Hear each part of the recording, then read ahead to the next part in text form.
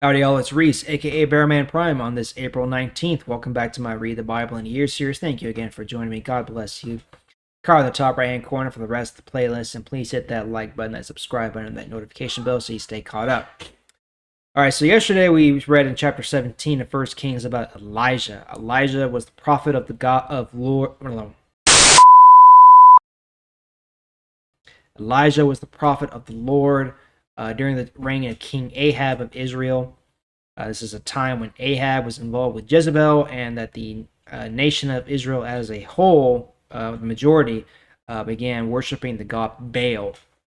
And so, as a result of that idolatry, God stopped the rain from coming, so there was no food and no water hardly for years. Elijah found refuge in a ravine by being provided for by God himself, and then, of course, he moves to a different city, lives with a widow and her son. We see the miracles there. Now we're going to see Elijah confront Ahab and the priests of Baal directly as we go into chapter 18 today of 1 Kings, starting in verse 16. So Obadiah went to King Ahab and told him where Elijah was. King Ahab went to meet Elijah. When Ahab saw Elijah, he said, "Is that really you, the troublemaker of Israel?" Elijah answered, "I have not made trouble for Israel. You and your father's family caused all the problems when you stopped obeying the Lord's commands and began following the false gods. Now tell all the people of Israel to meet me at Mount Carmel. Also bring the 450 prophets of Baal and the 400 prophets of the goddess Asherah that Queen Jezebel supports." So Ahab called all the Israelites and those prophets to Mount Carmel. Elijah came to all the people and said, "You must decide what you are going to do. How long will you keep jumping from one side to the other? If the Lord is the true God, follow him. But if Baal is the true God, then follow him." The people said nothing. So Elijah said, "I am the only prophet of the Lord here, but there are 450 prophets of Baal. So bring us 2 bulls. Let the prophets of Baal have 1 bull. Let them kill it, cut it into pieces, and then put the meat on the wood. But don't start the fire. I will do the same with the other bull. I will not start the fire either. Prophets of Baal, pray to your God, and I will pray to the Lord. Whichever God answers the prayer and starts the fire is the true God." All the people agreed that this was a good idea. Then Elijah said to the prophets of Baal, "There are many of you, so you go first. Choose a bull and prepare it, but don't start your fire." So the prophets took the bull that was given to them and prepared it.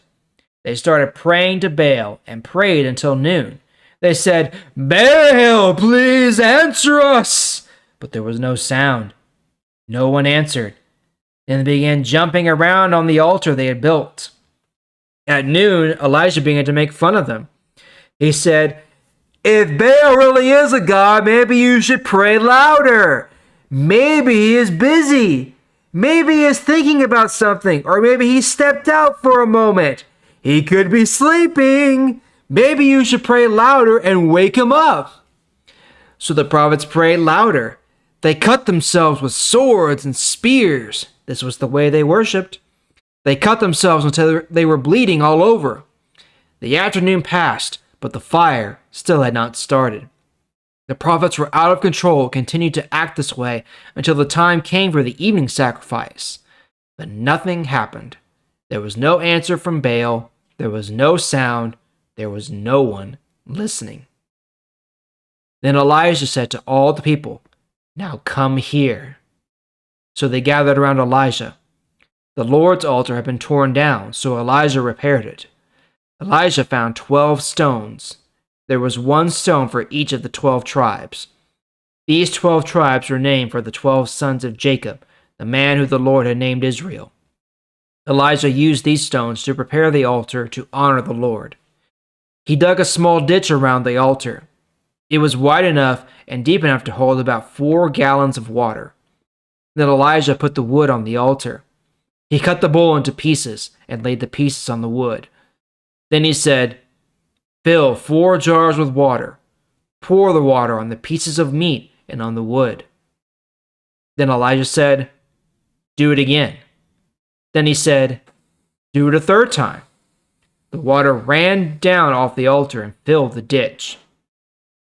At about the time for the afternoon sacrifice, the prophet Elijah approached the altar and prayed, "Lord, the God of Abraham, Isaac, and Jacob, I ask you now to prove that you are the God of Israel and that I am your servant. Show these people that it was you who commanded me to do all these things.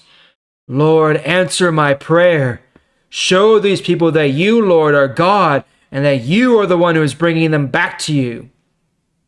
Then fire came down from the Lord and burned the sacrifice, the wood, the stones, and the ground around the altar. Then it dried up all the water in the ditch. All the people saw this happen and bowed down to the ground and began saying, "The Lord is God! The Lord is God!" Then Elijah said, "Get the prophets of Baal. Don't let any of them escape." So the people captured all the prophets. And then Elijah led them down to Kishon Creek and killed them all. Verse 41. Then Elijah said to King Ahab, "Now go, eat and drink. A heavy rain is coming." So King Ahab went to eat. At the same time, Elijah climbed to the top of Mount Carmel.